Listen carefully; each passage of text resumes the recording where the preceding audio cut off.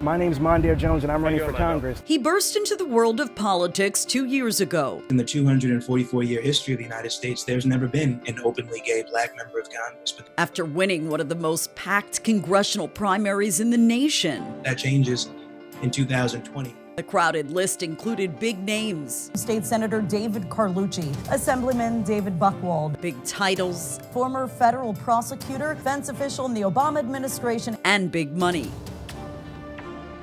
But in the end, it was a 33-year-old political newcomer from Rockland who won the bitterly fought Family Feud. Then, the November election to become one of the first openly gay and black members of Congress. Growing up, I never imagined that someone like me could run for United States Congress. The Harvard Law School grad and former Westchester County attorney who grew up in Section 8 housing and survived on food stamps was an instant darling of the progressive movement. I support a Green New Deal. I think it's the only thing that comes close to addressing this climate crisis. But his legislative priorities would soon get sidelined after a political earthquake shook New York. With the old congressional maps tossed out this year and a powerful party leader running in his new district, Jones made the difficult decision this summer to run for a seat in Lower Manhattan, but struggled to stay ahead of the pack. Today, the exit interview. Thanks for having me here. His deepest regrets, proudest moments, and yes, what's next for Mondaire Jones? A special edition of Power and Politics starts now. I'm Tara Rosenblum. Thanks for joining us. Come January, one of New York's leading progressive voices will be out of the job and Washington. We recently invited Mondaire Jones here to our Yonkers studio for a wide-ranging conversation where we discussed everything from January 6th and Donald Trump to whether or not a political comeback is in his near future. I know this has got to be an emotional time with your time in Washington winding down towards its end, at least for now. What's your mindset like? My mindset is celebratory. You know, there are a lot of folks you may recall in my first primary back in 2020 who said that because I had never held elected office that somehow I wouldn't be able to hit the ground running. Well, I've proved those people wrong. I have delivered time and time again for my constituents in Rockland and in Westchester. Let's pivot to the big question that's on everyone's minds. What are you going to do when your time in Washington comes to a close? You know, I got in this fight because I cared about addressing the big issues. For example, I watched as my grandmother had to work well past the age of retirement just to pay for the high cost of prescription drugs and medical procedures that are not fully covered by Medicare. And so when I got a chance to pass the Inflation Reduction Act, which is going to cap the cost of prescription drugs for seniors like my grandmother, that was a big victory. I want to keep doing stuff like that. Do you have a job lined up as we're speaking right now? I'm going to be appointed to the U.S. Commission on Civil Rights. I'm really excited about that. It's a 6-year term. It doesn't keep me from doing other things, including from running for office, which I know is something that's on a lot of people's minds as well as I travel the district. That's a big reveal. I haven't heard you announce this yet. Who appointed you? Congratulations. Yeah, thank you. I appreciate that. This is the first time I'm telling someone on the record. The Speaker, House Speaker Nancy Pelosi, gets an appointment to the U.S. Commission on Civil Rights. The job of the U.S. Commission on Civil Rights is more important than ever before. The purpose is to investigate and report on the state of civil rights in this country, including civil rights violations. When we have a Republican Congress in the House next year, we're not going to be able to pass voting rights legislation. And so it's going to become even more important that agencies like the U.S. Commission on Civil Rights are able to amplify what is going on in this country. Is this a full-time position? It's a part-time role, okay, which allows me to do some other things. And I'm still having conversations about what those things are. There are a lot of voters that I've been speaking with in your district who would like to see you make a comeback to electoral politics sooner rather than later, and possibly even take on Assemblyman Mike Lawler, who is the congressman-elect for the 17th district. How closely are you considering making that run? You know, I continue to hear from folks. Obviously, I didn't wake up one day and decide not to represent the community that I've loved my whole life and that raised me. And that got me this far, from Section 8 housing to Harvard Law School and then all the way to the United States Congress. I'm devastated by what happened. And it's also clear to me that I've got a job that I need to continue to finish. And so I am being very open-minded about 2024. Do you think that you would have won that seat had you ran against Republican Michael Lawler? There is no question that I would have won a district that I already represent 70% of, and whose constituents were already very proud of the job that I've been doing for them, and took great pride in having me as their representative in Congress. You know that redistricting in New York has been a nightmare, and no one was more impacted by myself, and no constituency was more impacted by people in New York's 17th Congressional District. We are going to go from having a democracy champion to the folks who are going to empower Marjorie Taylor Greene, and who are going to be focused on investigating Hunter Biden these next 2 years when they should be cutting costs for working families. And that's going to be a dramatic difference. Take me back to the moment and the emotions that you felt when you learned that Sean Patrick Maloney would be running for that seat, which essentially left you displaced. I was devastated. These are the kinds of things that you try to work out with folks before announcements like that, especially when you're from the same party. And more than that, because it's not just about Sean, it's about an utter failure across the board in New York State among elected leaders who got us to this place where a map was struck down by the New York Court of Appeals. I was quite pleased with the maps that had been drawn by the Independent Redistricting Commission. Even the maps that were drawn by the Republican commissioners on the Independent Redistricting Commission would have avoided a scenario where I was in a primary against Sean Patrick Maloney, the chair of the very powerful DCCC. And so this was completely avoidable. Eventually, we had a conversation. What did he say? Look, we had a conversation about how it was inappropriate, what he had done. And this was well after the fact, obviously.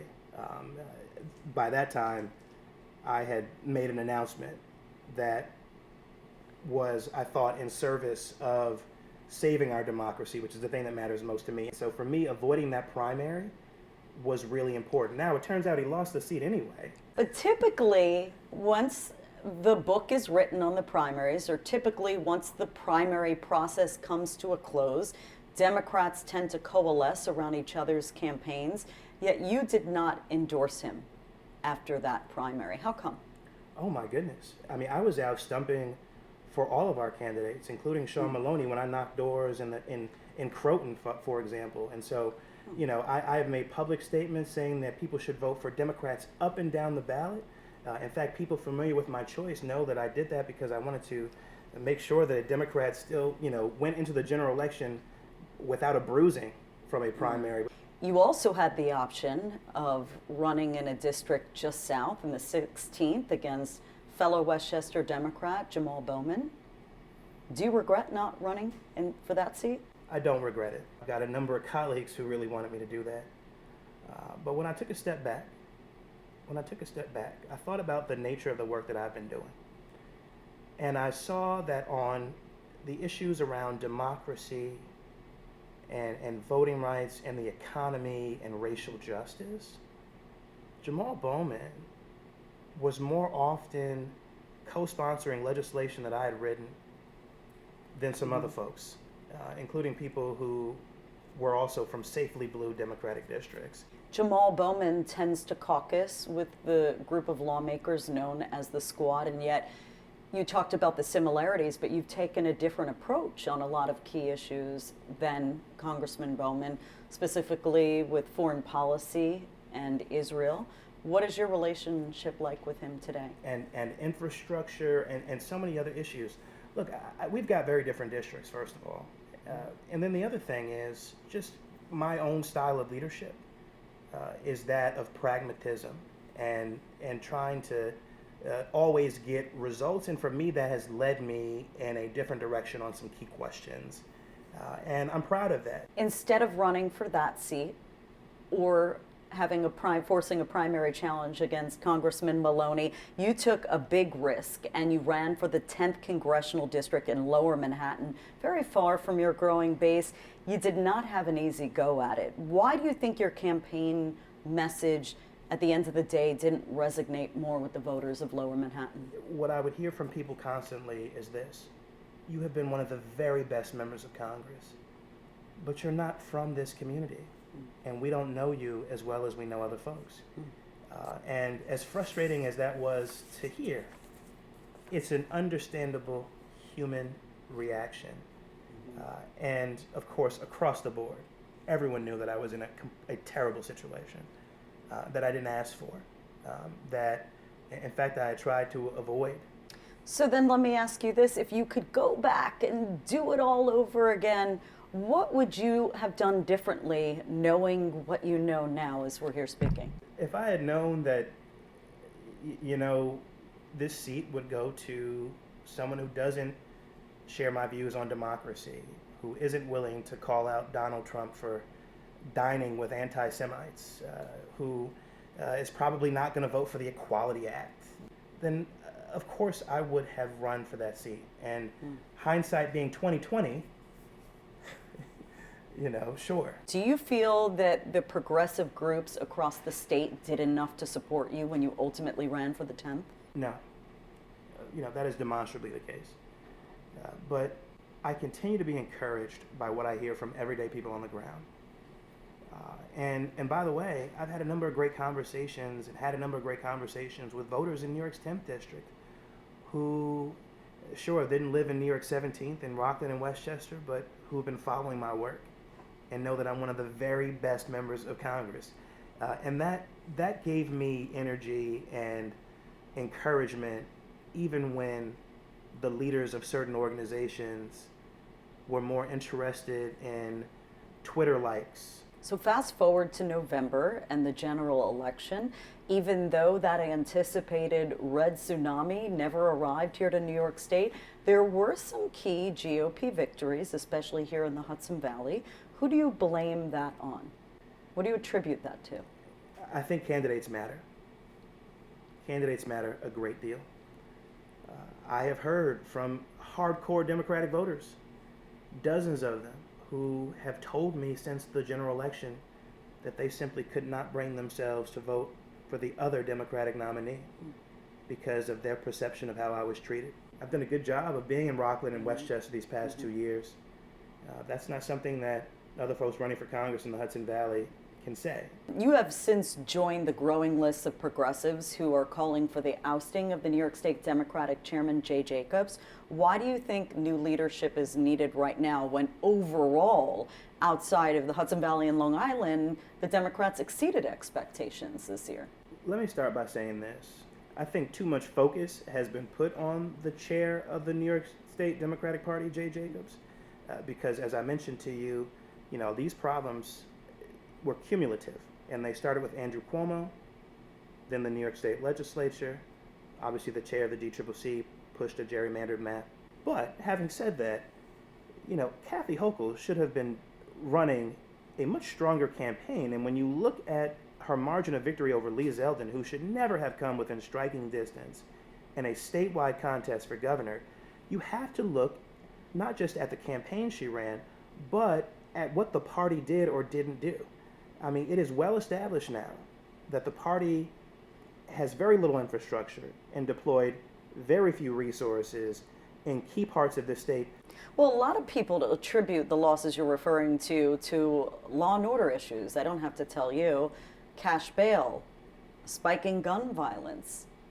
And people think that had a dramatic impact on the elections this year. Do you disagree?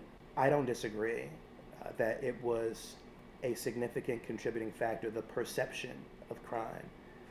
You know that in Westchester and in Rockland, we've got the 3rd and 4th safest counties in the entire nation. But you would never know it from the campaigns that Republicans are running in the Hudson Valley. What would you say is the main thing that concerns you for the future of the New York State Democratic Party? I worry about a Democratic Party in New York that is not invested in grassroots organizing year-round in the way that my colleague and the chair of the Georgia State Democratic Party, Nikema Williams, talks about. This isn't something that should be happening every 4 years or every 2 years. So overall, what would you say is the most valuable lesson you learned from the political roller coaster ride that was 2022 for you?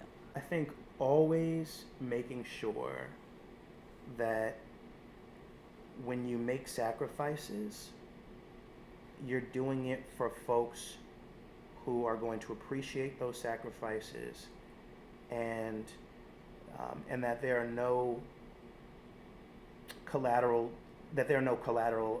damages in the process of that. Still to come, our conversation turns to presidential politics. We also ask Mondaire Jones to take us behind the curtain of his 2 years on the Hill. We'll be right back.